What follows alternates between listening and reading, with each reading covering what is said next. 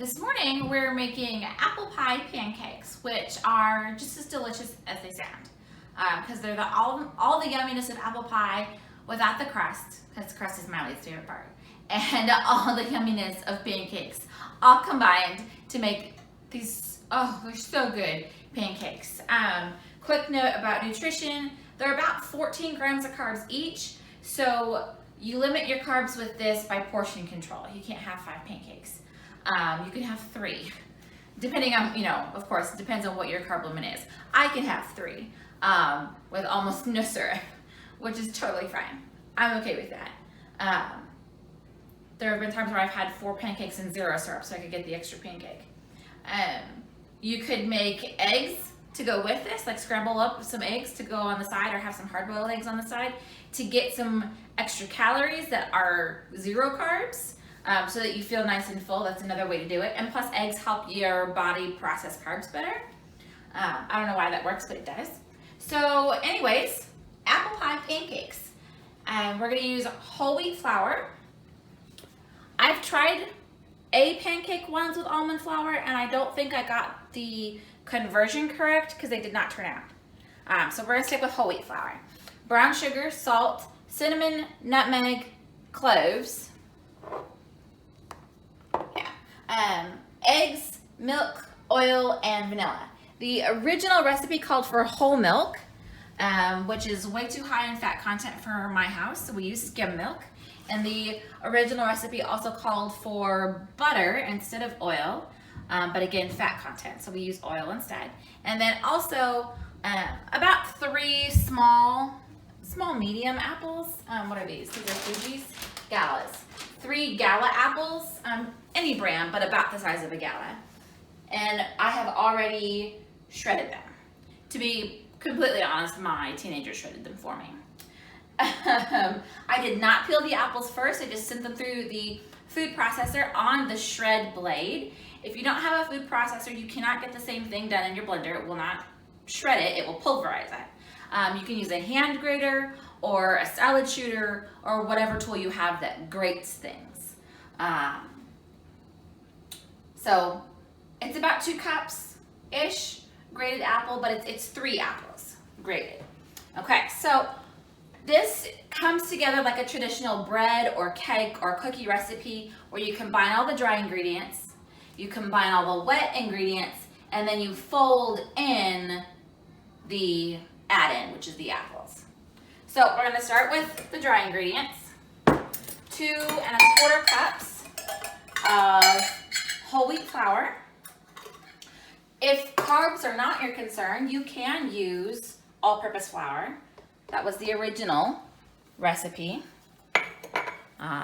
Just use the exact same amount. They're a 1-to-1 ratio conversion. It's 1 1/4. 2 1/4. Can I count and talk at the same time? That's always the question when I do this. 2 1/4 cups of whole wheat or all-purpose flour. We're going to do 4 tablespoons of brown sugar. If you do not have brown sugar and you don't want to run out to the store, but you have regular granulated sugar and you have maple syrup, you can combine those. Google the ratio because it's not in my brain. But you can combine those to make your own version of brown sugar if you're out. Yeah. And if sorry, go ahead. I was going to say, brown sugar's, it's molasses and granulated sugar. So if for some reason you have molasses and you don't have brown sugar, there you go. So molasses, maple syrup we'll do in a pinch. Yeah. But not pancake syrup. It's not the same thing. Pancake syrup is fake maple syrup. So you pack it in so that when you dump it out, it keeps its shape. So that's 1, 2, and I just press the bag into the measuring spoon with the heel of my hand so that it packs it in. 3, and 4. 4 tablespoons of brown sugar. I use light brown sugar instead of dark brown. I don't know why, I just do. I don't really know that it makes much of a difference. Okay, 4 teaspoons of cinnamon. If you think that sounds like a lot of cinnamon, you're right. But that's how we roll in my house. With flavor. Yeah. That's why we have one of these kinds of containers instead of the smaller ones, because we use a lot of cinnamon in our house. And I round when it comes to seasonings. I don't level them off. You do you, though. 3, 4 teaspoons of cinnamon. And then I need 1 teaspoon of nutmeg. Another seasoning we use a lot of in this house. And 1 teaspoon of cloves.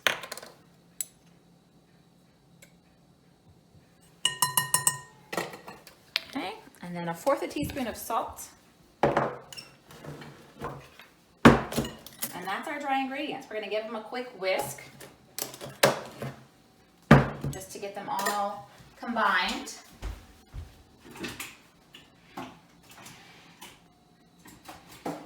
My whisk must be in the dishwasher.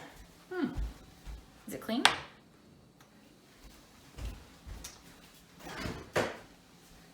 It is not. Okay, so what do you use in the case that you don't have a clean whisk? I'm gonna wash the whisk and use it, but you can use a fork. Forks, and if you don't own a whisk, you can use a fork. Forks will always do in a pinch. I don't like using forks for beating eggs, especially beating eggs into milk, which is why I'm gonna go ahead and just clean the whisk. Because that's the next step, is combining the liquid ingredients, and that includes beating 2 eggs into milk. And it's just hard to make sure that the yolks break all the way and gets fully combined with a fork.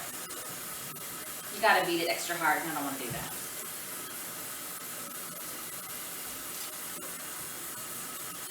I didn't remember using this yesterday. I must have.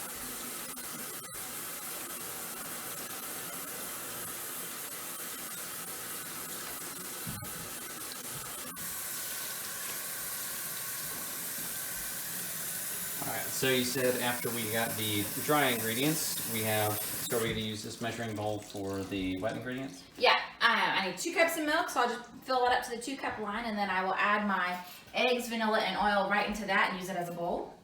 That is actually a very old version of Pampered Chef's classic batter bowl. Now it's the smaller version. They have a bigger one. That's 8 cups, which I also have. I got this from my Auntie Brenda. Oh, I was a teenager. So probably 2 decades ago. Oh. Yeah. Yeah. And so what, I didn't use it right off the bat when I got it, because it was just like, it sat in my hope chest for years until, I had my own place and we got married, and then I used it. But since then, I've used it a lot. I just have some clumps of brown sugar, so I'm just making sure I get those broken up.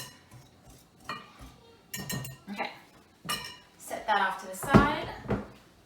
2 cups of milk. Like I said, the original recipe calls for whole milk, but we use skim. I have not noticed any difference in the recipe as far as taste or how it cooks. It still cooks just the same.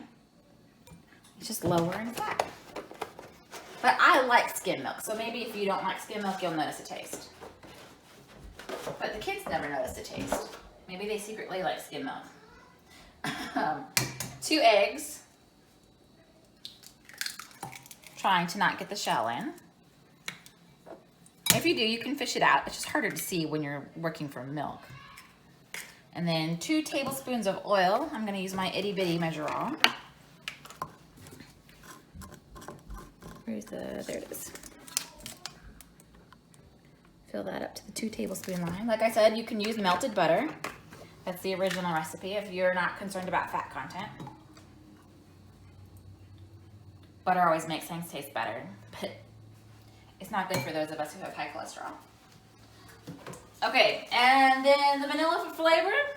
2 teaspoons of vanilla. And then we're gonna whisk all this, get it all mixed up nice and good. 1 teaspoon, 2 teaspoons. Now I use pure vanilla extract, not imitation vanilla extract. It's the more expensive stuff. There's a slight taste difference. If you can't afford the expensive stuff, it's okay, get the imitation stuff. Okay, I'm just gonna whisk these all together, breaking up my egg yolks, getting the oil to combine with the milk.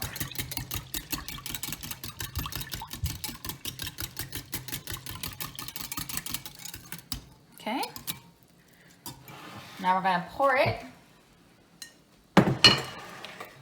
into my dry ingredients. I am not going to use the whisk. I'm going to switch over to a scraper or a spatula.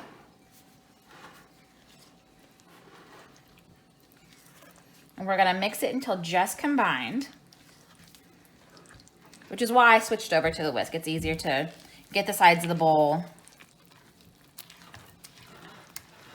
and get it good and combined with a scraper. And I'm gonna have to switch to the scraper to fold in the apples. And so we're gonna fold in the apples, not stir them in. This is what I'm doing right now, is stirring. We're not gonna do that to the apples. Okay, we're all good and combined.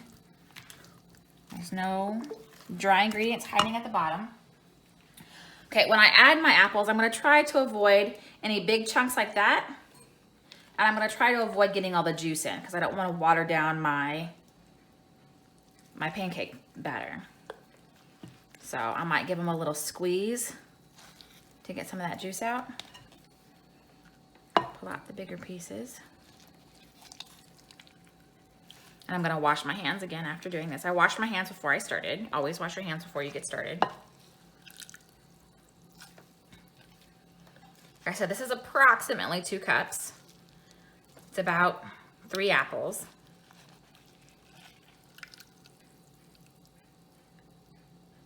You could probably substitute applesauce if you don't have a method of grating. See, now that all that juice would have completely watered down my batter, and I don't want that. That'll make it harder to cook. The pancakes won't stay together as well. Now, it's okay if you get some juice in. It's not, you know, end of breakfast, you can't have pancakes now. You'll get some in, that's fine. It's not gonna ruin it. You just might have a little harder of a time. It affects the consistency, like they won't be as fluffy. They won't be as fluffy, they'll be harder to flip. So we're gonna fold it in. So I like literally scoop my scraper underneath the batter and fold it over. I'm gonna do the same thing going this direction. I'm gonna give my bowl a spin and do the same thing going this direction. Just kind of scooping and folding it around the apple. Like that. So that eventually it gets thoroughly mixed in without that circular stirring motion.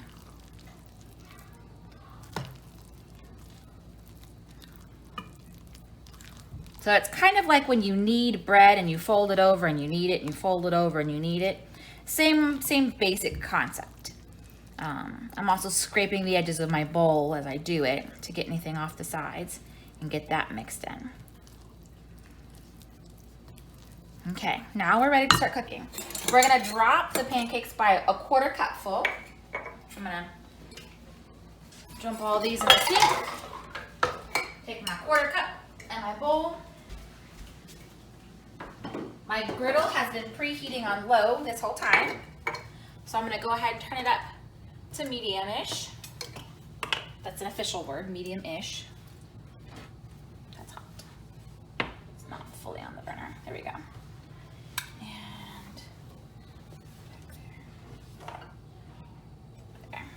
My burners aren't exactly in line with each other, so it's hard to get it over it.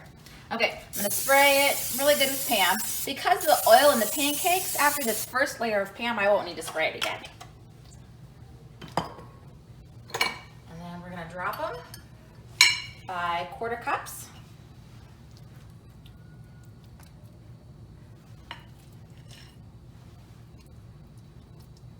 Now I used my nutrition calculator on the MyFitnessPal app to get the carb and calorie count for these pancakes, and it's definitely based on how many pancakes I get out of my batter. And so the last time I made these, I got 23 pancakes. And so that makes them about 14 1/3 grams of carbs per pancake. If I get more this time, that'll change it. If I get less this time, it'll change it. Not by a lot, but by a little bit. When you count carbs, that's what you do. You have to do the math. There's a lot of math involved in having a diet. There really is, more than I expected. And the MyFitnessPal app has the best nutrition calculator I have found. It's the most accurate. And I know it's accurate because it matches up what cookbooks say that their nutrition facts are. I tried several others in the process, and they were not as accurate. Now, for pancake flipping, there is kind of a trick to it. First of all, you need a good, flat, metal spatula. I prefer this cheapy. I do like my Pampered Chef fish flipper, but I prefer this one for meat. It doesn't, like if you look at the two, this one has a solid like bend upward, and this one's more of a slope. So this one gets under pancakes and like omelets and crepes better. This one gets under meat better. So I like this one for my pancakes. That front edge is curved on the other one, and that one's flat. Yeah, there's that too. Yeah. So each pancake is a little different, like each style of pancake. So the general rule of thumb is once bubbles start to form on the outer edge of your pancake, it's ready to be flipped. The apple pancakes don't necessarily do that, but you can see it kind of browning on the edges, and that's when you know you can flip it. And then I just press it down after I've flipped.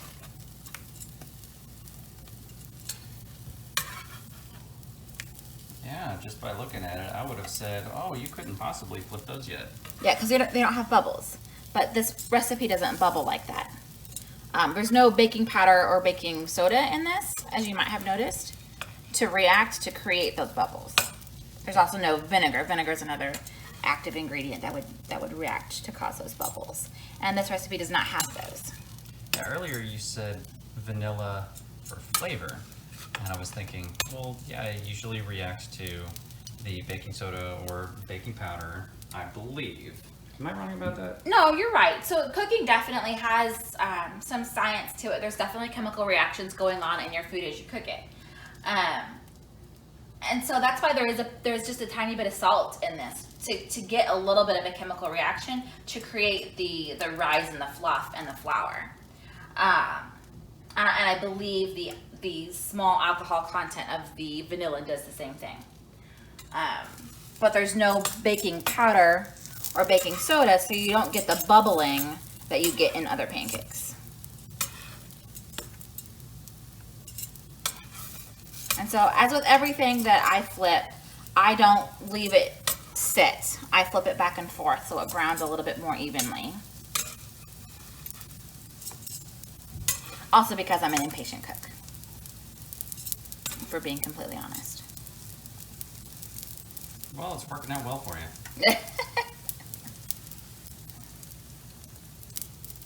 I don't know, I just feel like I have more control if I'm doing something.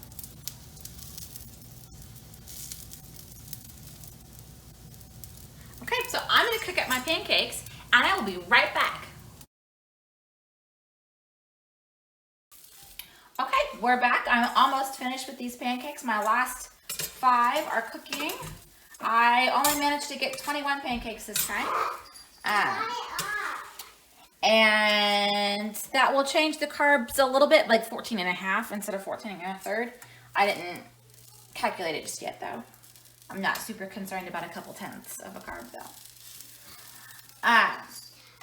So you know these are completely done and ready to come off the griddle when they're good and brown on both sides, but also like when you squish, nothing comes out. Like this one, there's still batter in the middle that's not cooked. See how it kind of oozes out? But this one, nothing comes out, so that one's good.